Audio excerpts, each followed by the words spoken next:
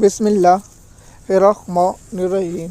MS news HD5 की नाज़रीन अस्सलाम वालेकुम। उम्मीद है कि आप लोग सब खैरियत से होंगे। जो मेन टॉपिक है वो है इमरान खान का खौफ।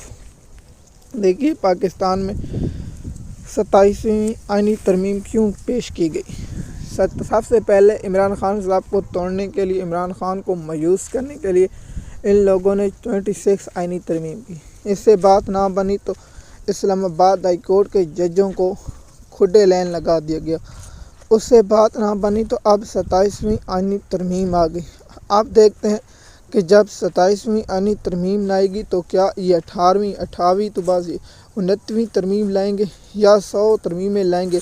लेकिन जिस तरह हबीब अकरम साहब कहते हैं इमरान खान साहब तो होगा। अब तो अपने जज हैं अमीनुद्दीन खान जैसे पालतू जानवर बैठे हैं आईनी अदालत में, तो फिर इनको खौफ नहीं होना चाहिए।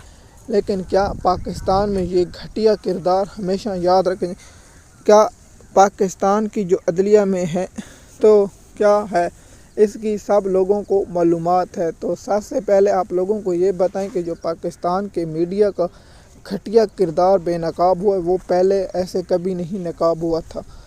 तो इमरान खान साहब के खौफ जो इनको रात को सोने नहीं देता, और इमरान खान का जो खौफ है इन्हें रात को नींद नहीं आने देता, क्या ये इनका खौफ टूटेगा या इनके खौफ वही बरकरार रहेगा।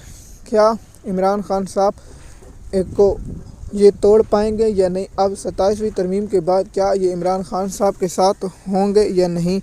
तो देखिए, इमरान खान साहब तो होगा ना, इन्हें कोई इमरान खान साहब से रियायत मिलेगी। क्या इमरान खान साहब से मुलाकातें अब बहाल हो जाएंगी या नहीं।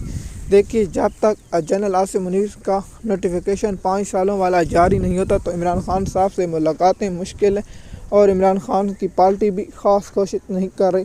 इस पर मैं आऊँगा कि सोहेल अफरीदी KPK में क्या करें और सोहेल अफरीदी का किरदार कितना अहम होगा आने वाले दिनों में, मिसाल के तौर पर बताएँगे। मज़ीद मालूमात के लिए हमारे YouTube चैनल पर हैं। शुक्रिया।